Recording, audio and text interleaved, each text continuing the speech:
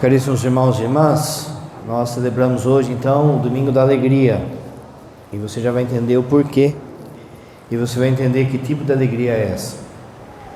A primeira leitura do livro de Crônicas. Jerusalém foi constituída por Deus como a cidade dele e do povo dele, para que aqueles que fossem dele morassem e vivessem em Jerusalém. A ideia de Deus era que de Jerusalém o povo de Israel ele iluminasse todos os outros povos, de forma que todos os outros povos adorassem o Deus verdadeiro. Essa era a missão de Jerusalém e do povo de Jerusalém. A segunda parte desse texto, da primeira leitura, conta que aconteceu o contrário.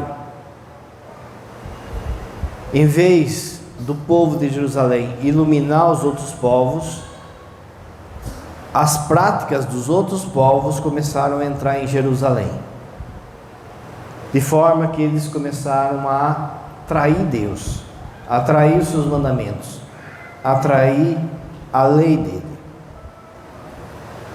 Ainda na primeira leitura, a terceira parte do texto diz que Deus, na sua misericórdia, enviou profetas para corrigir o povo, para alertar o povo, para falar para o povo. Um desses profetas foi Jeremias, que sofreu muito por conta disso, mas ele é enviado para corrigir o povo enquanto havia tempo, para que o povo vivesse de fato a sua vocação de santidade. Mas o povo não escutou. Mais Deus enviava os profetas, mais o povo pecava. Não é à toa que Jesus conta aquela parábola dos vinhateiros homicidas, em que Deus vai enviando os funcionários, e eles vão matando os funcionários, até que chega uma hora que Deus envia o seu filho, e eles matam o próprio filho do dono da vinha. Deus enviou então esses funcionários, esses profetas, mas eles não escutavam esses profetas. Chegou uma hora que Deus precisou castigá-los. Padre, mas Deus castiga. Não no sentido bateu, levou, mas Ele, como um bom pai, coloca de castigo. Muita coisa na nossa vida, ela está travada porque é Deus nos colocando de castigo, para ver se a gente aprende.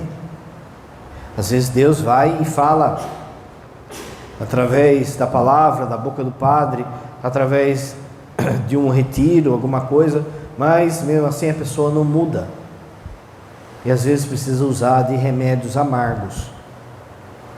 No popular é aquilo que o povo fala: ou vem pelo amor, ou vem pela dor, não é isso?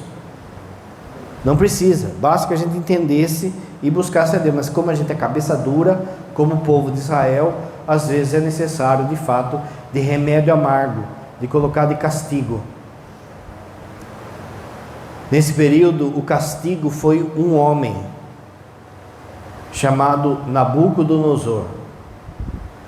Nabucodonosor, a Bíblia vai dizer, fala que ele foi usado como um chicote para corrigir o povo.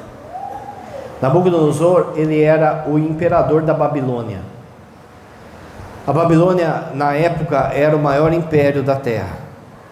A Babilônia era um povo pagão. O povo de Israel, politicamente, não tinha peso nenhum no cenário da história. É um povo minúsculo, é um povo pequeno.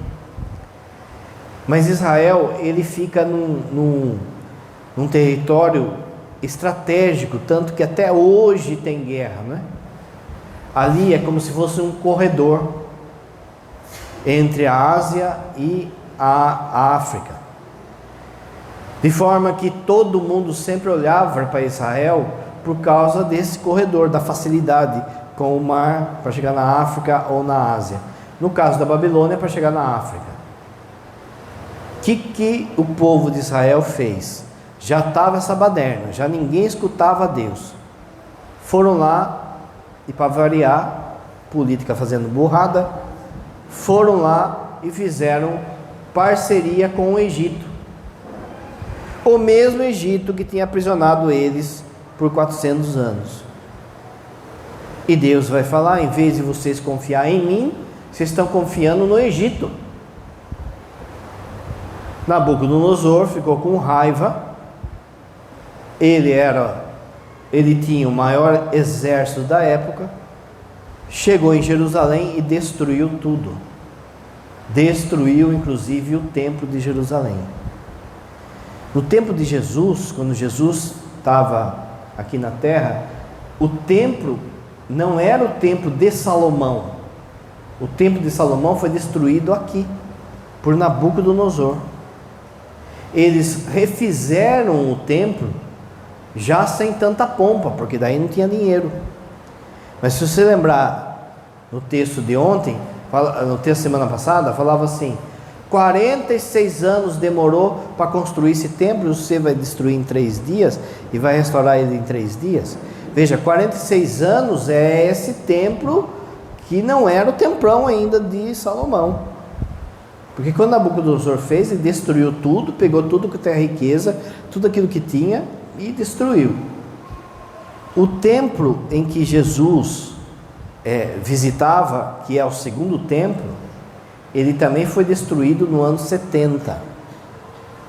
E agora só sobrou aquele murão lá, aquela parede lá que a turma vai lá rezar. Segundo a Bíblia, o anticristo vai reconstruir esse templo. Mas não para adorar a Deus, para adorar Ele. Enfim, fica aí a dica já para você ficar observando as coisas. Nabucodonosor então foi até Jerusalém e destruiu tudo. Matou os poderosos e só sobrou um resto vivo. Esse resto foi levado para a Babilônia. Lá, como disse o texto, eles ficaram 70 anos escravos na Babilônia. Esse texto, se você quiser, você lê em casa, ele resume tudo isso, toda essa história que o pai está contando. Mas se você pegar na Bíblia, vai ter a história com detalhes, no livro de Reis, no livro de Crônicas. Eles pegaram então o que sobrou de gente viva, eles levaram para a Babilônia. Quando esse povo de Deus chegou na Babilônia, eles ficaram de queixo caído.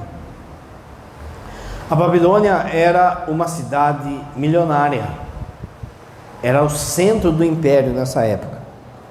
Então havia muito dinheiro, muita pedra preciosa, muita infraestrutura. E uma das coisas que impressionou muito o povo de Israel foram as torres que haviam lá, eram chamadas de zigarut, as torres que haviam na Babilônia, tipo de um prédio, só que em vez de ser como os nossos prédios retão, era sentido caracol, vai subindo, eram enormes, e na ponta do prédio, na ponta dessa torre, havia uma imagem de um Deus. Várias torres, cada torre pertencia a um Deus. A pessoa, por exemplo, queria dinheiro, ela ia na torre lá do Deus dinheiro, Mamon. Ele queria ter sexualidade desenfreada, ele ia na torre da deusa Astarte. Para você ter ideia, nessa torre havia os prostitutos e prostitutas sagradas, as pessoas que eram consagrados para se prostituírem. E na ideia dessas pessoas, quem tinha relação com essas prostitutas ou prostitutos ganhavam facilidades sexuais durante a vida. Havia um deus chamado Moloque, Era um Deus, cabeça de boi, chifre, sentado. Os pais que queriam dinheiro iam lá e jogavam as crianças na boca desse Deus. Ali sentado, no fundilho dele, tinha uma chama, tinha um fogo. Então as crianças caíam ali e eram queimadas ali, em troca dos pais terem dinheiro. No fundo, o aborto continua sendo uma oferta a Moloque. Para mim ter uma carreira, para mim ter um carro, para mim trocar de carro, para mim trocar de casa, eu sacrifico uma criança. A criança vai me atrapalhar. O demônio, gente, ele só troca a embalagem, mas as tretas dele é sempre as mesmas. Então vieram vários deuses ali. E como o padre disse, muito dinheiro e muita sacanagem, muita palhaçada. Havia também um deus da comilança, da bebedeira, da extravagância. Quando o povo de Israel foi até lá, que já era um resto, esse povo ficou impressionado. Com o passar do tempo, alguns ganharam a alforria e alguns começaram a prosperar na Babilônia. Pegaram a alforria, montaram um negocinho, era uma cidade com muito dinheiro, com muito lucro, com muito prazer, com muita coisa.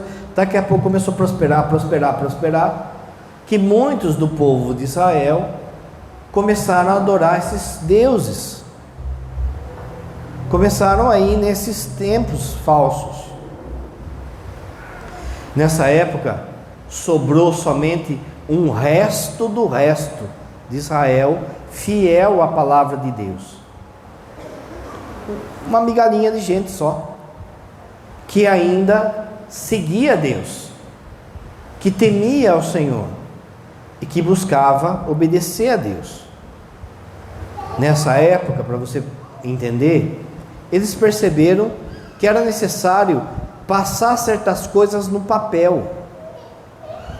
Até então havia uma coisa ou outra escrita, porém a grande maior parte das coisas do povo de Israel era passada de forma oral, pela tradição oral. E é por isso que nós, enquanto igreja, a gente valoriza a sagrada tradição, porque tem coisa que não está escrita, mas os apóstolos passaram. A igreja sempre acreditou, por exemplo, a Assunção da Virgem Maria não está na Bíblia, mas foi passada pela tradição oral desde o tempo dos apóstolos. E no povo de Israel não tinha tudo escrito de início. Então como que era? Sentava-se à beira da fogueira, lá perto de Jerusalém, ou nas cidades próximas, sentavam ali as pessoas, as famílias, e aí as crianças pediam para o pai contar a história de Abraão, contar a história de Moisés, contar a história, e aí eles contavam. Só que quando chegou lá, eles viram que muita coisa estava se perdendo, porque ninguém lembrava mais de Deus. Então a gente precisa colocar no papel para não perder. E aí começou a ser escrito vários livros da Bíblia. Entre esses livros, é aí que é escrito, por exemplo, o livro do Gênesis. Aqueles que escreveram perceberam que o povo de Israel estava adorando esses deuses aí.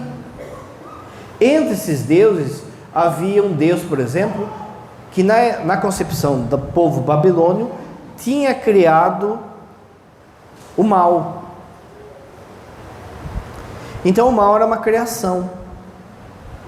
Quando eles vão escrever o livro do Gênesis, aí eles vão colocar lá, Deus criou o sol, Deus criou isso, Deus criou aquilo. Primeiro dia, Deus viu que tudo era bom. Então era uma catequese para mostrar, olha, o nosso Deus não é igual ao dos outros. Entre os textos que saíram aí, nesse período, teve o texto da Torre de Babel. O que era a Torre de Babel? Eram essas torres aí. Babel, Babilônia, tá vendo? Eles então viram que o povo estava caindo nessa história dessas torres aí. Então escreveram a história da Torre de Babel, para ver se o povo ficava firme ali. Mas, como o padre disse, muita gente pulou para o lado da Babilônia. Só ficou um povinho de nada fiel. Desse povinho é que você vai entender o que se cantou no Salmo.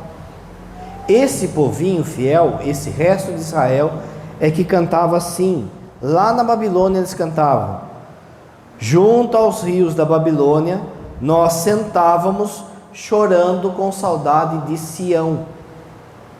Sião é uma montanha, uma colina que tem em Jerusalém, onde ficava o templo.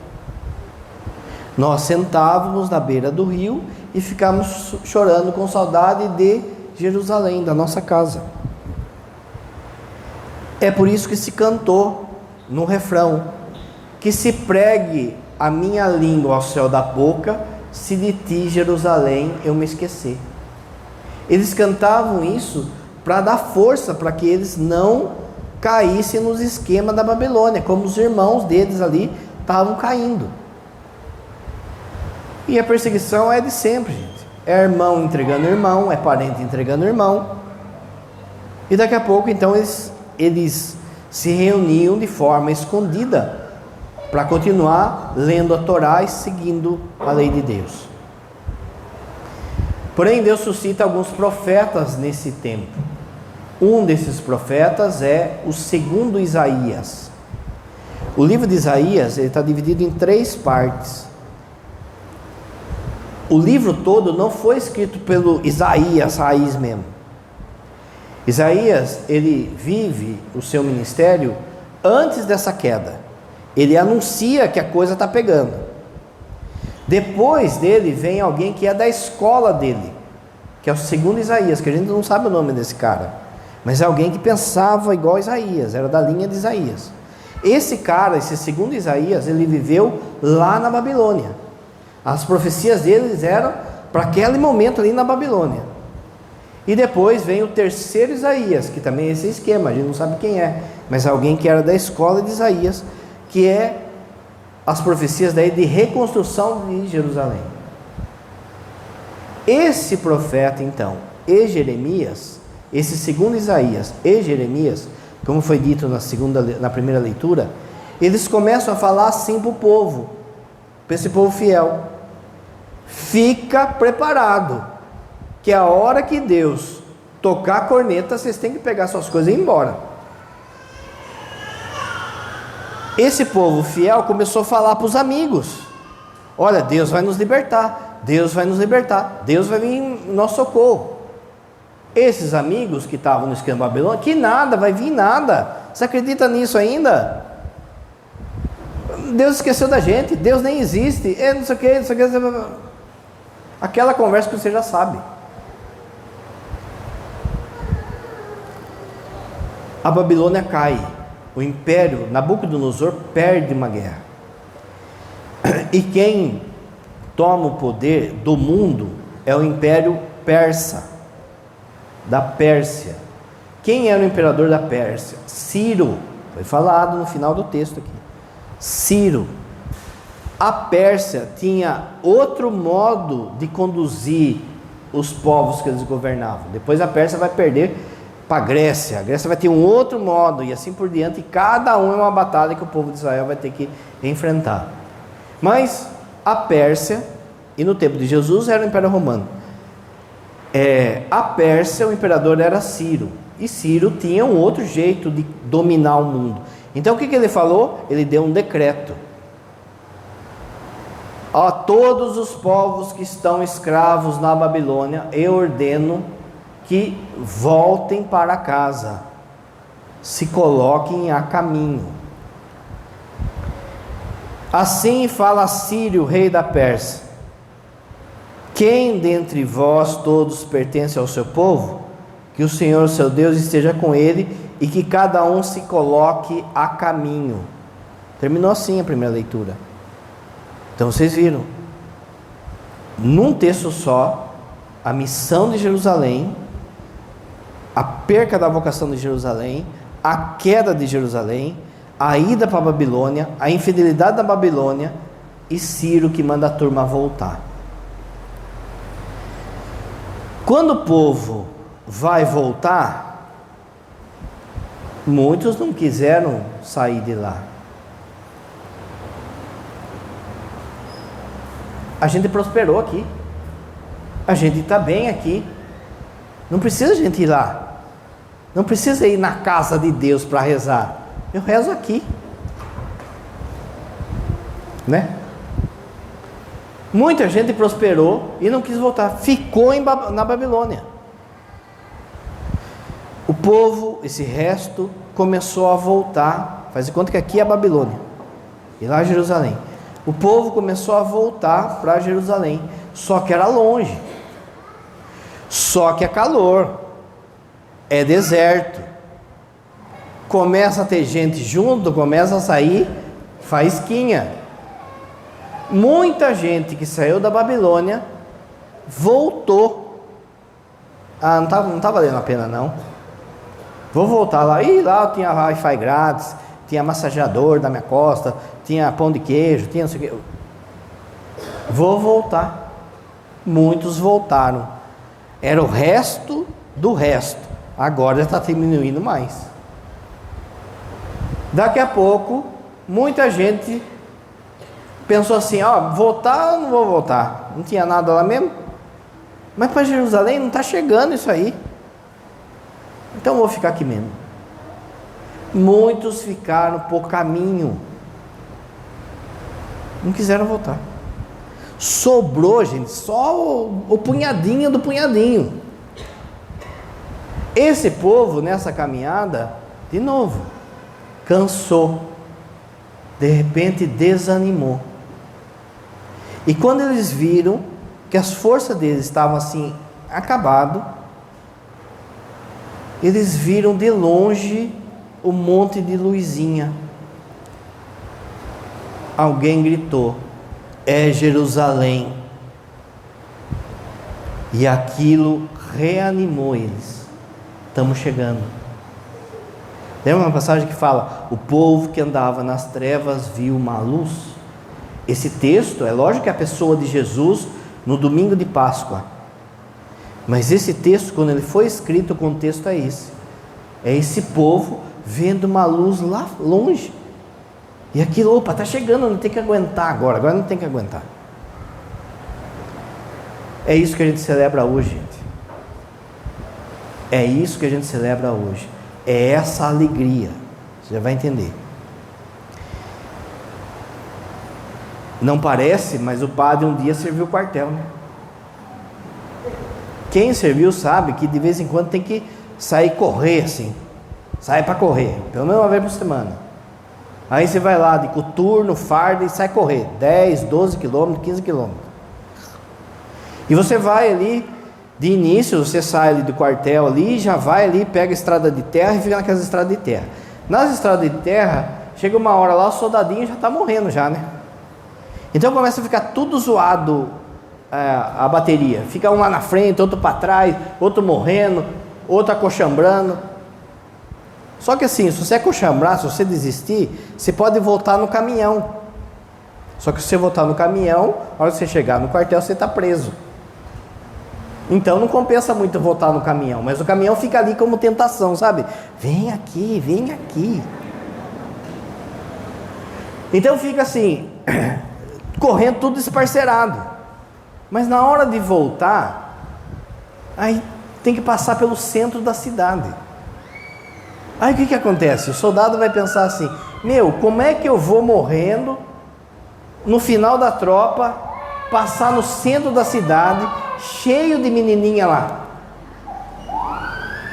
Quando chegava perto da cidade, o agrupamento assim, se juntava assim, e vinha um ânimo, que a turma começava, cantando alto, batendo coturno assim, né?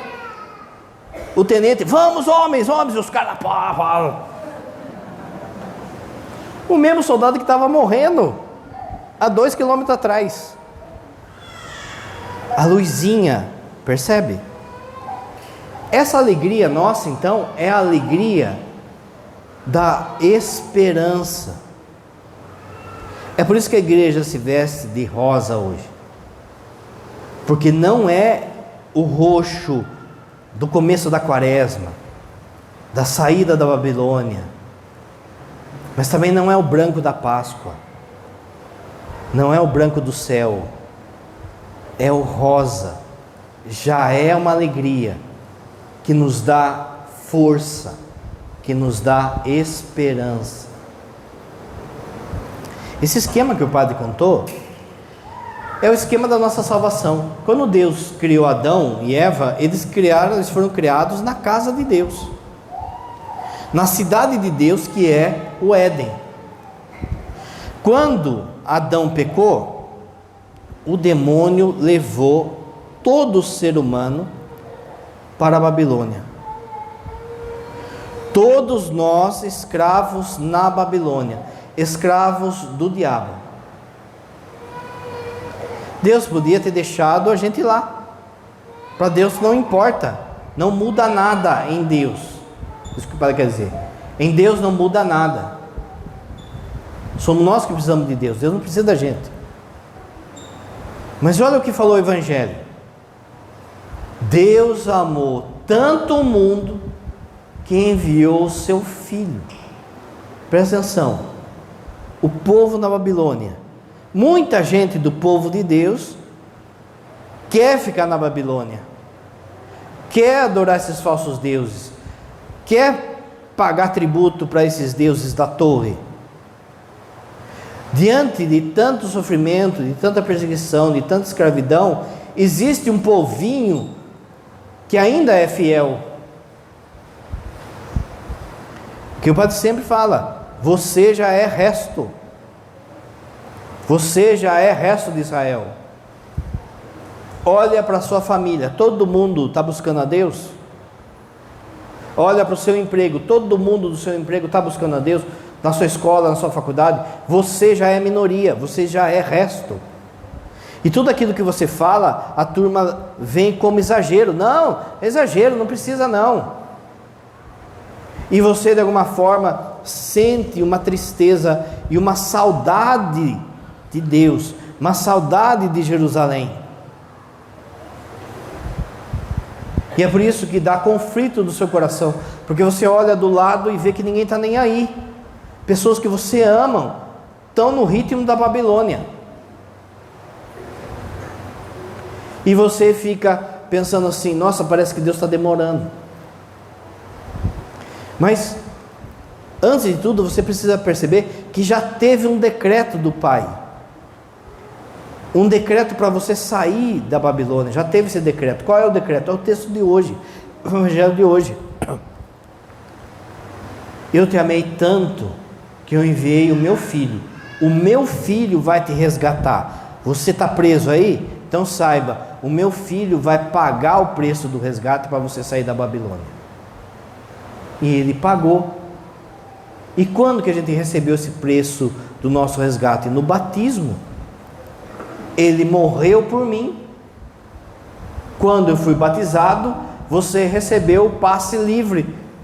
Pode sair da Babilônia, pode voltar para Jerusalém. Se você pegar o livro do Apocalipse, você vai ver que há uma guerra entre duas cidades. A Babilônia, que é a cidade do anticristo, e a Nova Jerusalém. Nova Jerusalém. Há um conflito dessas duas cidades.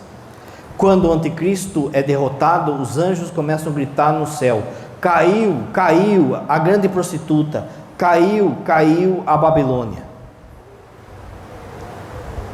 Quando está terminando o livro do Apocalipse, São João vê uma cidade descendo do céu. Ela é cheia de riqueza, de ouro, e aí São João começa a contar como que é essa cidade. Só que a cidade, ele fala assim: essa cidade, ela tem 12 portas, 3 ao norte, 3 ao sul, 3 ao oriente, 3 ao ocidente.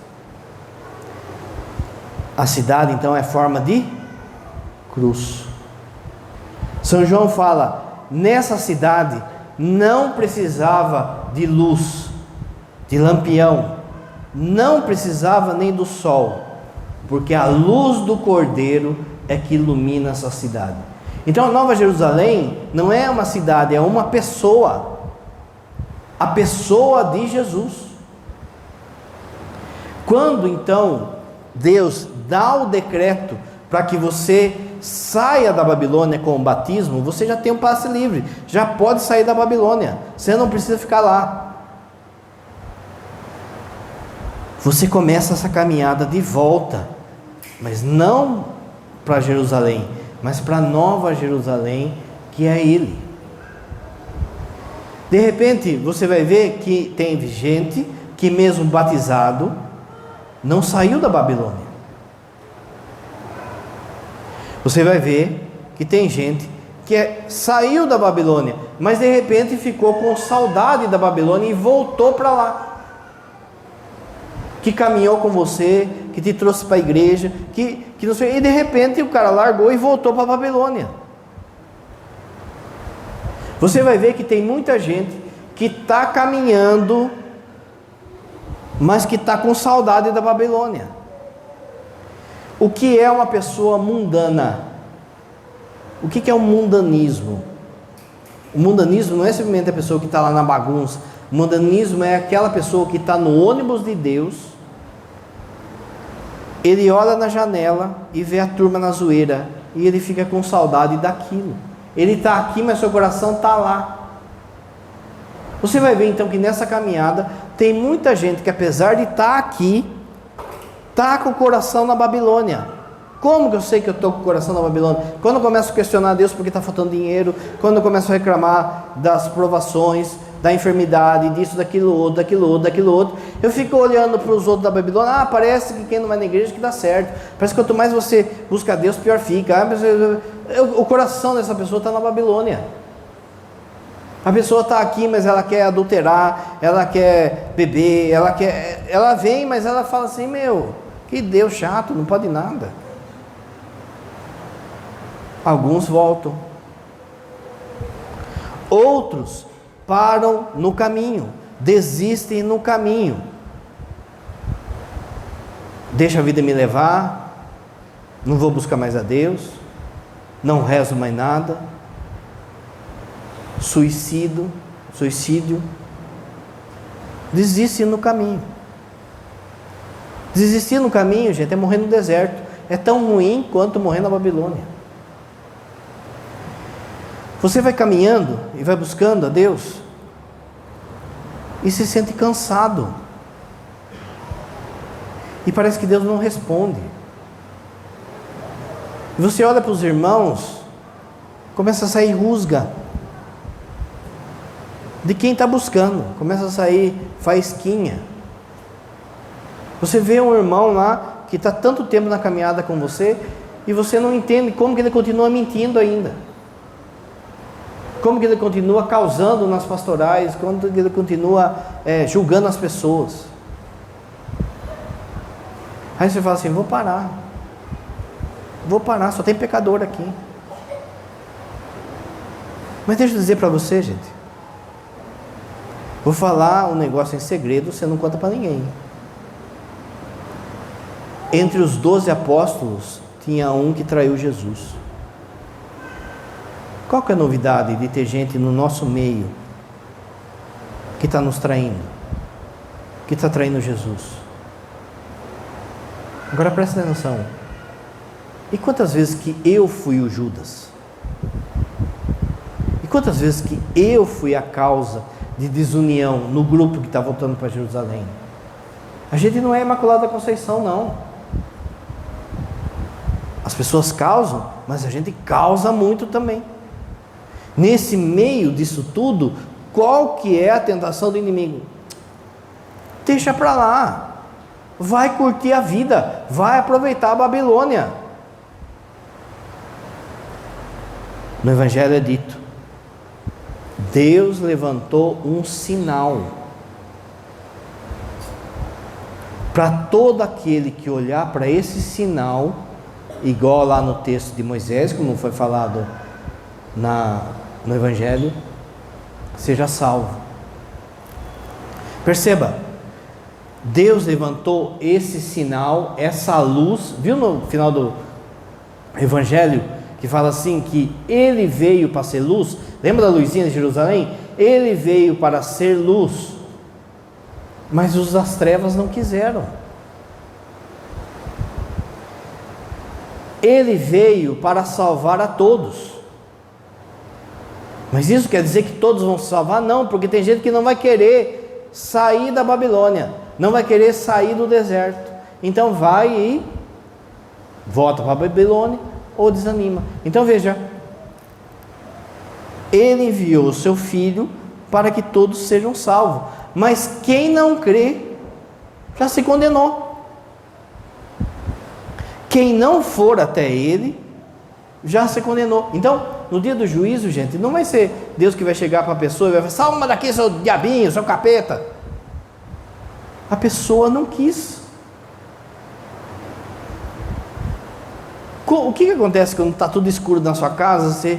Você liga a luz da sala, da cozinha, tem uma barata. A hora que você liga a luz, a barata já foge.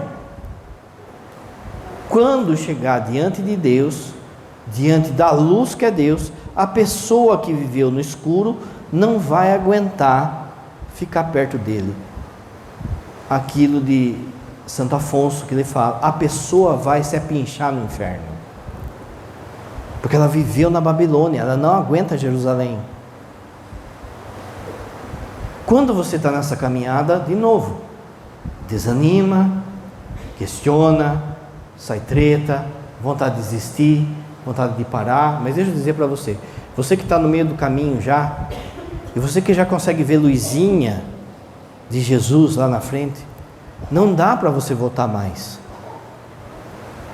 Sabe por que não dá para você voltar mais? Porque se você voltar para a Babilônia, você não vai ter a vida da Babilônia mais. Se você voltar para a Babilônia, o demônio vai fazer questão de te humilhar, de arrebentar com você, do tipo assim: ah, você saiu da minha mão, agora você vai ver. Não dá mais para você voltar. Ou você encara e caminha em direção à luz, ou você vai sofrer e mais do que você pensa, porque ele vai fazer questão de te humilhar. Diferente daqueles que já estão na Babilônia, que já são dele, mas que nunca saiu. Mas você que saiu e tentou, agora você vai ver. Não dá para você voltar mais. Por isso, quando desanimar, quando cansar, quando estiver no meio da quaresma da sua vida, você tem que fazer aquilo que diz a carta aos Hebreus: olhos fixos em Jesus. Olha para Ele. Olha o texto falando: Deus enviou seu Filho, assim como Moisés levantou a serpente no deserto, e todo aquele que olhava para a serpente ficava curado, assim também será quando o Filho do Homem for levantado. Olha para Ele, para de olhar para a sua dor, para de olhar para a treta, para de olhar para o defeito dos outros, para de olhar para o mundo, para de olhar para a Babilônia, para de olhar para aquilo que não dá certo. Olhos fixos nele. Se você tirar os olhos dele, vai afundar. Lembra Pedro? Começou a andar sobre as águas. Quando é que ele começou a afundar? Quando ele tirou os olhos de Jesus.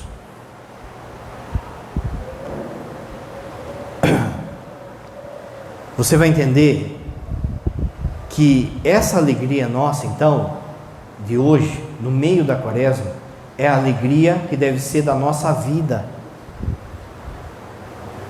Não estou lá no céu ainda, tem muito que caminhar, ainda dói, ainda me canso, ainda o povo, as pessoas, os relacionamentos são um peso, mas eu já estou vendo a luz, eu já estou vendo Ele. Você vai lembrar, para terminar, para contar mais uma historinha, você vai lembrar de Elias. Elias era o cara, hein? No Antigo Testamento tem uns caras que é fenômeno, hein? Abraão, Moisés, Elias, Jeremias. Esses caras... Jeremias é o profeta do sofrimento, só se ferrou. Já vem o chato do Jeremias. Já vem o do contra. Eles tiravam sarro de Jeremias, falavam que ele era do contra. Você não está vendo aqui que a gente está com riqueza, a gente está mandando riqueza para nós aqui, tá? E Jeremias falando, gente, vai dar BO isso aí, vai dar BO. Jeremias um dia colocou uma canga e foi lá falar com o rei, ó, vocês estão assim. Só sofreu, jogaram ele num poço, teve o corpo cortado ao meio. E tem Elias. Você sabe, Elias ele viveu antes desse período. O rei era Acabe. Você sabe da história. Acabe era um banana. Tinha uma lei que falava: não case com mulher e homem estrangeiro. Por que não podia casar com estrangeiro? Porque daí o estrangeiro ou a estrangeira trazia os deuses dele para cá. Daqui a pouco começava a misturar a religião. Padre, tem problema se eu casar com gente de outra religião? Gente, não tem problema, mas olha só, mais dia, menos dia, você vai ter que se decidir entre seu marido, sua esposa ou Deus. Mais dia ou menos dia. Vai implicar com a imagem que você tem na Nossa Senhora Aparecida, vai implicar que você está indo na missa muito, não precisa disso, vai causar. Casou com Acabe e Jezabel. Jezabel, além de ser estrangeira, idólatra, era o cão chupando manga. Pensa uma mulher ruim. A Bíblia, ó você mulher, hein? Fica esperto, hein? Ó que fala a Bíblia, que às vezes é melhor enfrentar o deserto a pão e água do que certos tipos de mulher. Fica esperto aí, você não está vendo Jezabel, hein? Jezabel começou a trazer o Deus dela para cá, Baal, Astarte, a deusa Astarte, começou a trazer esses deuses. Junto trouxe um caminhão de sacerdote desse povo. De repente ela mandou fazer uma evangelização no meio do povo de Deus. E esses sacerdotes começaram então a seduzir o povo. E o povo começou a adorar Baal. O povo começou a adorar Astarte. E Acabe, que era o rei, banana. E Jezabel dominando o pedaço. Deus levantou Elias. Mandou Elias lá. Elias vai lá na corte e fala assim: voltem para Deus, corrijam o povo, traga o povo para Deus, senão haverá um castigo.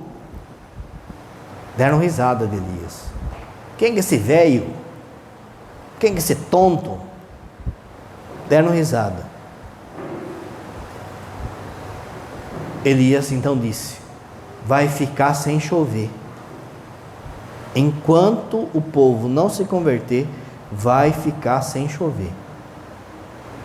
Deram risada, debocharam. Daqui a pouco é 3 anos e meio sem chuva. Virou um deserto só. Fome, não tinha dinheiro, não tinha água, não tinha comida. Jezabel ficou doida. Chama esse velho aí. Vão matar esse cara, porque ele jogou uma praga em nós. Deus falou para Elias: olha, Jezabel vai te caçar. Então você vai ter que subir num monte, que hoje a gente conhece como Monte Carmelo. Você vai subir nesse monte, que eu vou dar a solução de tudo. Ele fica escondido na casa da viúva, lembra? Ele chegou na casa da viúva, estava ela e o filho, e pede de comer, não tem o que comer, não tem comida no país. E aí só tem um pouco de farinha, e aí todo dia multiplicava a farinha, lembra da história? Ele desafia os sacerdotes de Baal, lembra que tem aquela coisa dos 300 sacerdotes que ficam lá pedindo para que Baal mande fogo e queime o sacrifício? E Elias ainda fica tirando sarro: fala mais alto, acho que ele foi no mercado, fala mais alto, acho que está dormindo. E não acontecia nada. E aí Elias mandou cavar valas em volta do sacrifício, encher de água, ensopar o sacrifício de água, ajoelhou e rezou: Javé, manda fogo. E veio o fogo do céu e consumiu com tudo. A partir desse milagre, o povo voltou para Deus. Jezabel ficou, pensa. Jezabel então emitiu um decreto: quem trouxer a cabeça de Elias aqui, vai ganhar metade do meu reino. Um monte de gente caçando Elias. E Elias tem que subir um monte. Um monte enorme. Mas Senhor, por que eu vou subir um monte? Fica Gédes, Elias, fica Gédes, confia em mim. Você sabe que lá em cima vai ter o arrebatamento de Elias, que outro dia o Padre explica que não é o arrebatamento como os protex pensam, né? Outro dia o Padre explica. Mas olha, ele estava subindo, todo mundo caçando ele, aí chegou uma hora que ele cansou. Ele sentou embaixo de uma árvore e falou assim: Senhor, eu não aguento mais. Eu vou sentar aqui e vou esperar que o exército de Jezabel me mate. Eu não aguento mais. Apareceu um anjo, olha a palavra, com um pão misterioso. Um anjo que levou para ele um pão misterioso e falou assim: Elias, come, se levante, porque você tem que chegar no topo da montanha. Coragem, levante-se, coma e levante-se. E Elias come aquele pão e chega onde ele tem que chegar. A gente está no meio do deserto, gente. Está cansado? Está doendo? Você está vendo a luzinha, mas mesmo assim está difícil? Come o pão misterioso. Come da Eucaristia. É isso que vai te dar força para você chegar aonde você tem que chegar. Você não está no céu ainda. Não dá tempo para dar trela para o inimigo. O inimigo quer a sua cabeça. Se você ficar marcando, vai te pegar. Esse caminho de volta para Jerusalém, essa subida no Monte Carmelo, não é fácil. Para de achar que você vai para o céu de braçada, de brisa. Não vai, você tem que lutar. Você tem que se animar, igual o soldadinho lá que o padre falou. Aí vem a vida de oração, aí vem a sua disciplina na sua oração, a sua penitência. E quando você desanima, ainda tem um pão para te dar força. Então, olhos fixos em Jesus. Você não chegou em Jerusalém ainda, mas você não está na Babilônia mais. Você não pode ter saudade da Babilônia.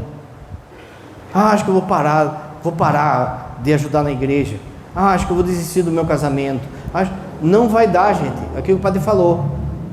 Se você querer voltar para a Babilônia, ele vai te arrebentar. Todo o ódio que ele guardou de você, por você estar aqui, ele vai descontar. Pensa assim, prenderam Elias. Levam Elias para Jezabel. Você acha que Jezabel ia mandar cortar a cabeça de Elias já de cara? Não, vão fazer ele sofrer. Não dá mais para você voltar para a Babilônia. Não dá mais para você voltar para o esquema de Jezabel. Olhos fixos em Jesus.